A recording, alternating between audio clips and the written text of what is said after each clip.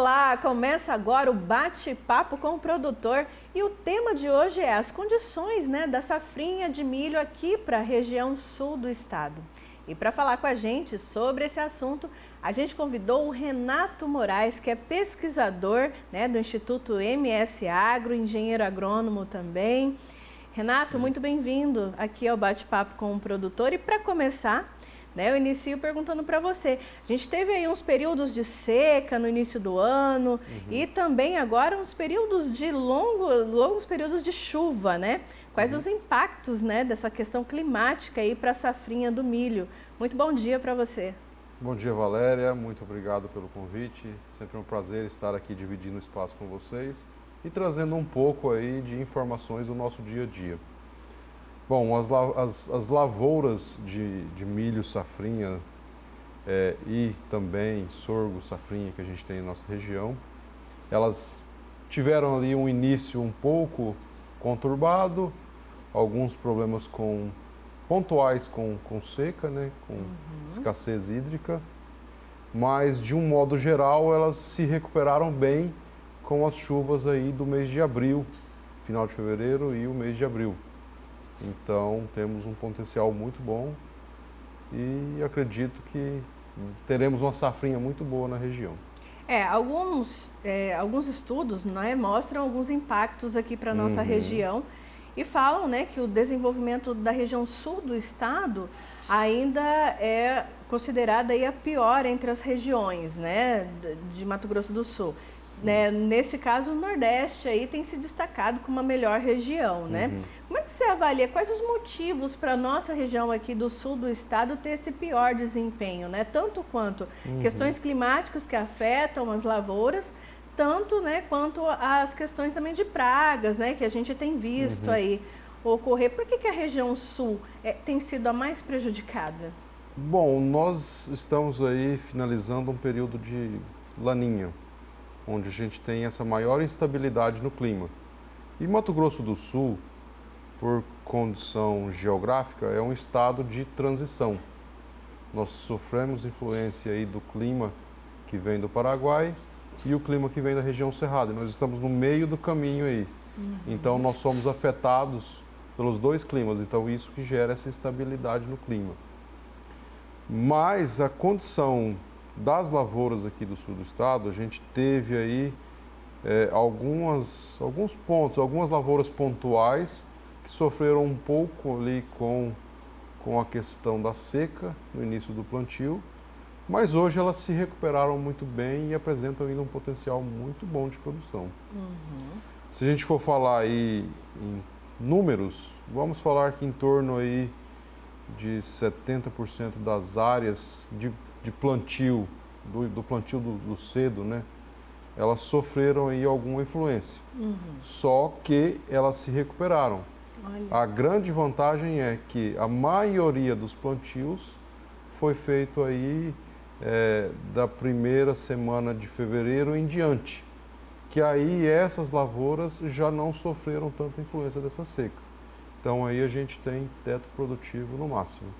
É aquilo que a gente estava falando um pouquinho antes do programa, a questão de plantar um pouco mais cedo e plantar um pouco mais tarde. Como é que isso influencia no resultado final da safra? Eu queria até que você explicasse um pouquinho mais sobre isso. Sim, aqueles produtores que arriscaram e plantaram tudo ali em janeiro, eles vão ter umas médias de produtividades um pouco menor, porque sofreram mais. E os que plantaram dali em diante, eles conseguem se recuperar, eles não vão ter praticamente problema algum. Na questão do manejo, do que o produtor faz, essas lavouras do início ali, elas tiveram uma característica com talvez um ataque de praga um pouco menor, aí à medida que a população dos insetos foi subindo com o desenvolvimento, ataca essas lavouras mais do final. Então, nesse momento, o produtor deve tomar um pouco de cuidado ali e analisar bem como estão as lavouras. Ô Renato, daí então a preocupação agora é com o que exatamente? Com pragas? Porque assim, a gente estava sofrendo, como sempre, com a questão da seca, questão hídrica. E aí, né, teve essa chuva aí, né, um longo até período de chuvas, tal, recuperou. E qual que é a preocupação agora? Bom, a água não está sendo problema. Segundo o levantamento mensal da Embrapa, o abril de 2025 é o mais chuvoso de muitos anos. Então, a água não está sendo um problema. O que os produtores devem se atentar é com o manejo de pragas das lavouras mais tardias. Porque essas lavouras ainda, elas estão num período de suscetibilidade maior. No caso da cigarrinha das pastagens, da cigarrinha do milho, perdão. Quando a gente fala em percevejo, falando de um cenário básico assim de pragas, esse ano a gente teve uma pressão média de percevejo barriga verde, não foi tão alta quanto os outros anos. Cigarrinha também ali nas primeiras lavouras também era baixa a população. Agora nessas últimas lavouras ela está um pouco maior a população. Só que a gente tem um fator que ajuda muito, que é a chuva. Por ser insetos que se abrigam no cartucho da planta, a cigarrinha, quando a gente tem volume de chuva maior, tem um controle natural. Olha. A água mata esses insetos afogados, então é uma forma de controle natural do inseto. Mas mesmo assim o produtor tem que estar atento a outras pragas, como pulgão, questão de lagarta do cartucho também. Tem alguns pontos específicos, algumas regiões que relatam um problema com lagarta de cartucho no sorgo, algumas regiões com algum problema de pulgão, mas é pontual. No geral, as chuvas ajudaram bastante no controle dessas pragas que ficam no cartucho do milho. Você consegue já arriscar, Renato, uma expectativa, né? Já que a gente teve essa recuperação das lavouras, o que você acredita aí da média da produtividade a partir de agora? Olha, há uma expectativa, vamos falar em números em torno de 80 sacas por hectare, considerando o estado de Mato Grosso do Sul. Certo. Porque nós temos regiões, como você mencionou, que são a região norte e nordeste do estado, as lavouras do espetáculo sem nenhum problema. E aqui no sul, considerando aí as lavouras que sofreram alguma influência daquele clima lá no início, há uma tradição, uma cultura do milho safrinha aqui na região ser um milho safrinha de menor investimento, que é isso, o produtor investe menos em adubo, o manejo ali é só vamos falar assim, o arroz com feijão. Então, a expectativa, se a gente for falar em números aí, em estado, seria 80 sacos por hectare. Claro, tem áreas onde o investimento é maior, que pode chegar a 150, 160 sacas, e tem áreas onde a produtividade vai ser um pouco menor, que aí é um pouco menor de investimento e sofreu um pouco de seca lá na frente. Tem casos que a planta chegou na fase reprodutiva, naquele momento de seca, e ela não tem a formação na espiga, por exemplo. Então a planta está lá, mas ela não tem produção de grão. A gente se livrou da seca, mas outro fator aí que preocupa é a questão da geada, né? E eu acredito que você tenha aí analisado, né, as previsões meteorológicas.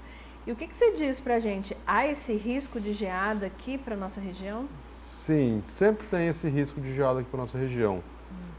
A expectativa é que a gente tenha aí alguns períodos de frio e essas lavouras mais tardias que vão chegar lá na fase de enchimento de grão em maio, ali começo de junho, esse momento aí é crítico. Se a gente tem uma geada, já há uma redução de pelo menos uns 15% na produtividade. Então, essas lavouras mais tardias, a gente pode perder um pouco aí. Não é que a gente vamos torcer aí para não ter nenhum problema e fechamos aí essa safrinha muito boa para poder dar um ânimo para o produtor. Que bom, né? Ô Renato, também tem essa questão, né? Não pode chover também tanto, né? A gente está enfrentando aí alguns períodos de chuva, enfim. Você acha que se continuar chovendo tanto, isso ajuda mais ou atrapalha mais o produtor? A questão da chuva vai ajudar muito. O que a gente fica um pouco receioso é com a nebulosidade do dia, ficar nublado.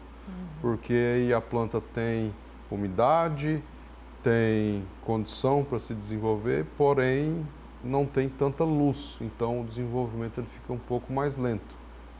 E em contrapartida, esse maior volume de chuva, essa instabilidade, auxilia na instalação e disseminação de doenças no milho.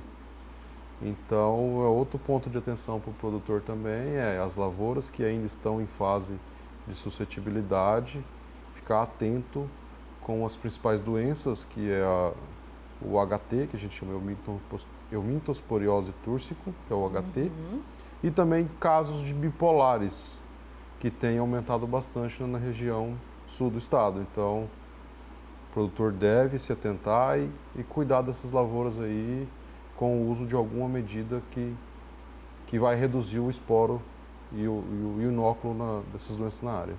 Aí, Renato, além desses cuidados, né, por conta aí das questões da chuva, quais outros cuidados, né, o produtor pode fazer para aí aumentar a produtividade, né, que é sempre aí o ideal do produtor, né, é sempre essa missão, aumentar a produtividade no campo, mas também garantindo sustentabilidade.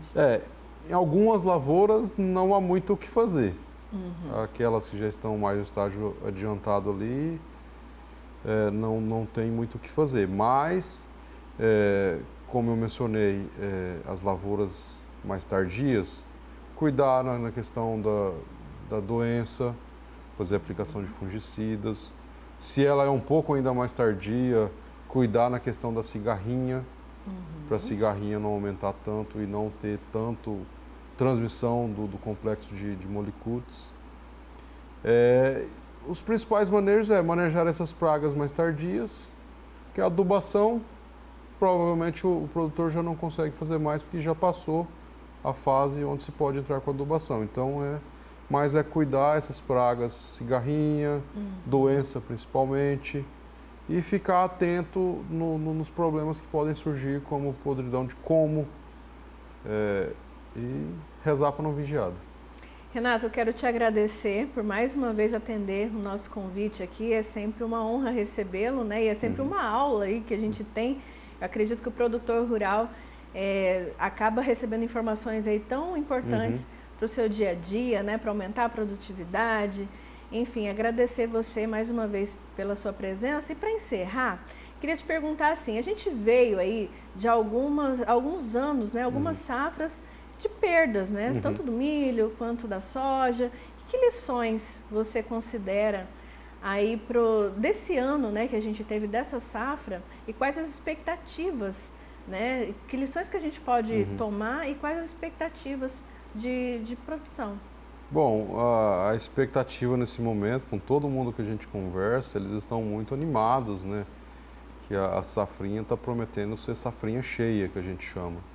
Então, isso daí dá um ânimo a mais para o pessoal, justamente nesses anos sofridos que a gente vem vivenciando aí.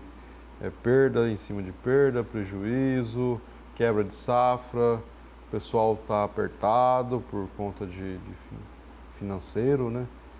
E o produtor ele deve pensar, vou ter uma safrinha boa, vamos com calma, vamos pensar no sistema, não vamos, como se diz, gastar toda a porva de uma vez só. Vamos pensar aí a longo prazo.